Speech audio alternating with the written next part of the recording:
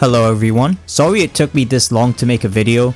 My laptop broke while I was writing the script and it took a while for it to get repaired, so apologies again for my absence. In this video, I wanted to revisit the world of Dragon Ball, in particular the Tournament of Power, where the strongest fighters from each universe compete in a battle royale to see who's left standing. And watching this arc back all those years ago reminded me of the game elements of the Super Smash Bros. Series. Like if you think about it, fighters battle on a giant platform where they have to knock each other off the stage in order to win. It's totally the same thing as Smash Bros. At least when it's played in a competitive setting where they can't use items. So in today's topic, I wanted to see if the fighters from the Smash Bros. Universe were forced to compete in the Tournament of Power, and if they would have a chance to win under the same rules of the tournament, meaning no weapons or healing items. When we discuss the scalings of the characters in Smash, we're of course going to be using the original games, guidebooks, and authors' statements from lore to judge their power. Since Sakurai wasn't the guy who created most of the roster,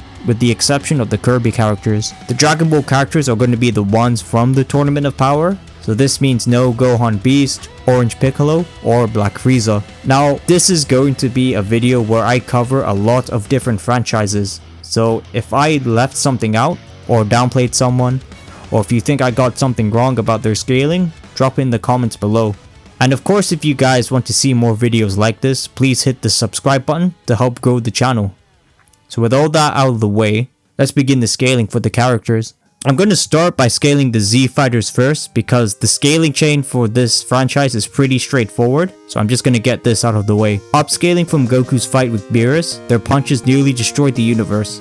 And with all the multipliers Goku gets from Super Saiyan Blue, Kaioken times 20, Ultra Instinct, he should be at least 100 to 1000 times more powerful than his Battle of Gods counterpart, making him at the very least multiversal. And of course, anyone relative to Goku would also be in this tier as well. Vegeta is comparable to Super Saiyan Blue, Kaioken times 20 Goku with his blue form, Golden Frieza was able to match Goku Blue, and 17 was able to spar with him for a bit. It's pretty much agreed upon that all characters in Dragon Ball are massively faster than the speed of light. Like even in early Z, Piccolo was destroying the moon in 3 seconds.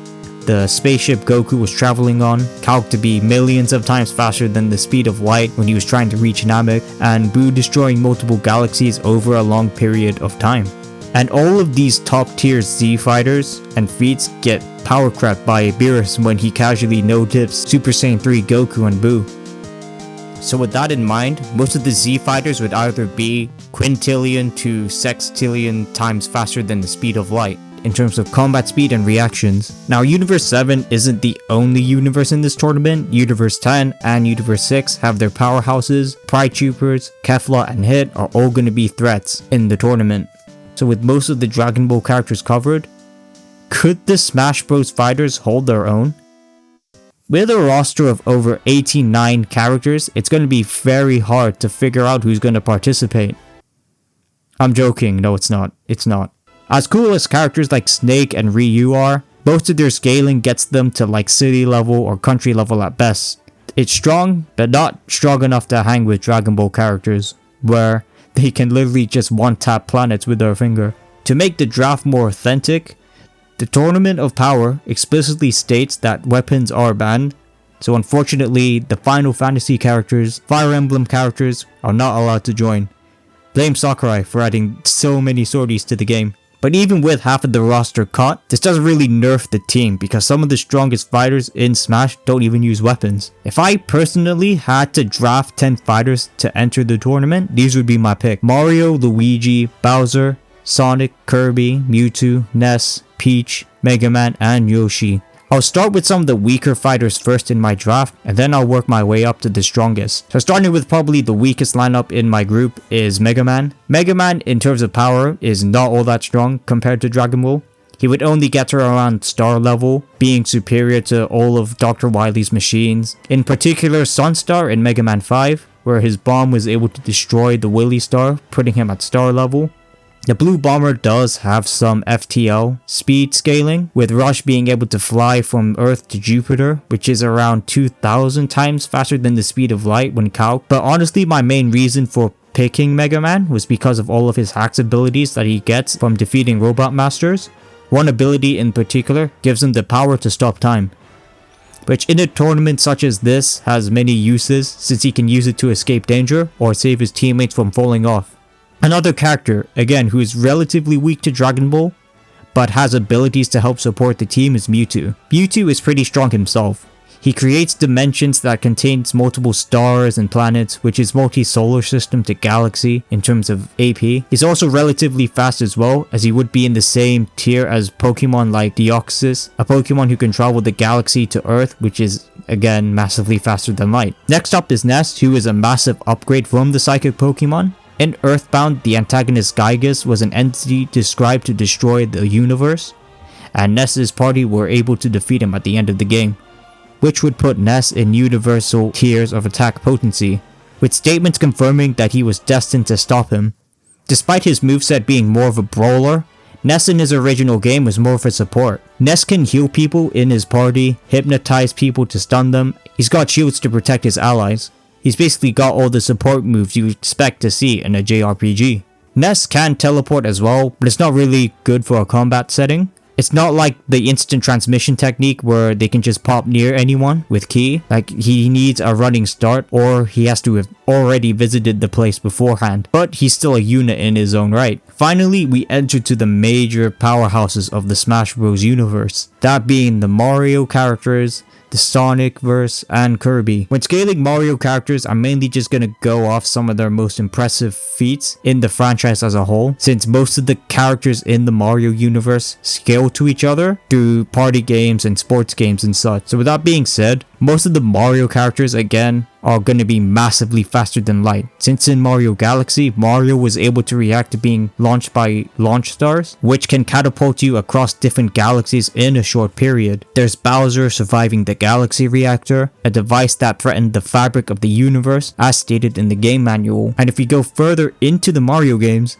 the franchise's power reaches from universal to multiversal tiers of power. And if anyone questions if all this can fit into one continuity despite being from different games, it was confirmed by Miyamoto that all the Marios throughout the games are the same person. Examples include Bowser creating universe-sized realms in 64 with the paintings. In the RPG series, there are entities that threaten to destroy all realities, with some containing multiple universes or dimensions. Bosses like Demento, after getting the Chaos Heart, says verbatim that he was going to destroy all these worlds, and Mario defeats him, granting the Mario crew multiversal levels of attack potency. And if Zeno were to allow power-ups, which I think he would, the Mario crew would have a large range of hacks to win.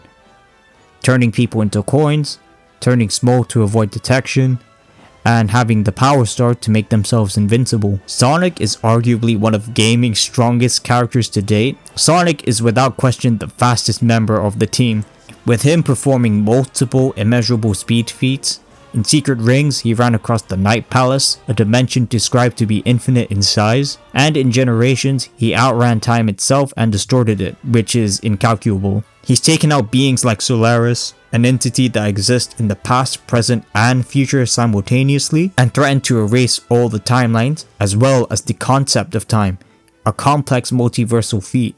The Sonic scaling doesn't stop here, because in Sonic Forces we meet Infinite, who is stated to be Sonic's strongest foe yet, and progresses to the point where Sonic can beat him in base mode, bumping Sonic's AP up even more. And this ain't even talking about all the buffs he gets with Super and Hypersonic. But of course, we save Sakurai's Golden Boy for last. We have Kirby, and right off the bat we can actually already scale Kirby to universal levels of AP due to him defeating Galeem in World of Light. You know, the guy who deleted the entire roster in the game mode's reveal trailer and destroyed the universe. If we go back into the Kirby games himself, Kirby defeats Magolor with the Master Crown, another entity that was going to destroy the multiverse before Kirby stops him.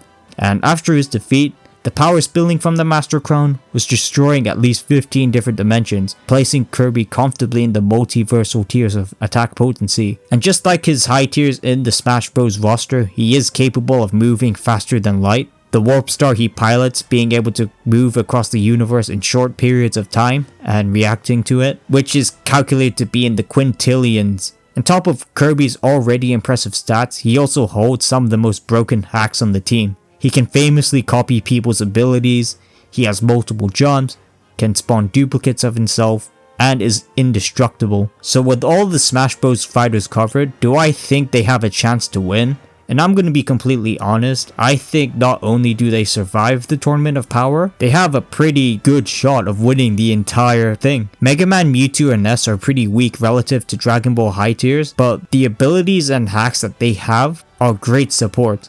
Like Mewtwo has telepathy so he can communicate with teammates and teleport to escape danger. Mega Man has time stop that can help save teammates from falling off. And Ness can restore people's stamina and health if they get damaged in battle. So I kind of think of these fighters like the Krillin and Master Roshi of the team, using tricks in order to win instead of brute power. And in terms of power, I actually think the Smash Bros crew has more firepower, considering they have the Mario crew, Sonic, and Kirby on their side. Depending on what source you use and how you interpret the cosmology of each of their verses, they could very well be stronger than Dragon Ball's characters. Kirby himself is just a juiced up version of Majin Buu, and if you don't think, Kirby can beat Goku, Kirby can just copy Goku, and then the power gap is gone. Like, imagine if Kirby copied someone like God Topo or Master DY Goku. But let's say for whatever reason that you don't think Kirby could copy Goku, he can copy his teammates' abilities as well. Like, he can copy Sonic, Mario, or, Ness. He would easily be the strongest fighter in the arena if there was any power gap between the fighters. His own copy ability would be so versatile in a setting like this. Sonic arguably has higher scaling that puts him even above Goku in his peak, and could probably smoke most of the Z fighters and Frieza. And with the healing support from the weaker members and the Mario crew backing him up, as well as Kirby, it's going to be pretty hard to eliminate these fighters. So with all that said, I declared the Smash Bros fighters the winner of today's video. And just a quick side note, if we did allow the entire roster to participate in the Tournament of Power, so anyone who uses a sword, it would be an even bigger stump with the Smash Bros fighters, because they would have access to reality warpers like Shulk, Aegis, or Sora, who are basically gods in their own respective games. So yeah, that's pretty much the end of the video. If you made it all the way, thank you very much. And although my channel size is quite small, I recommend you guys go check out Unremarkable and Late Night Pies. I used their videos to scale Sonic and Kirby lore in this video respectively. Let me know in the comments, if you had to draft these characters into the Tournament of Power, who would you pick? And again, sorry that I've been gone for so long. I'm going to try and upload more frequently to have a consistent stream of content coming through. So until next time, have a good one.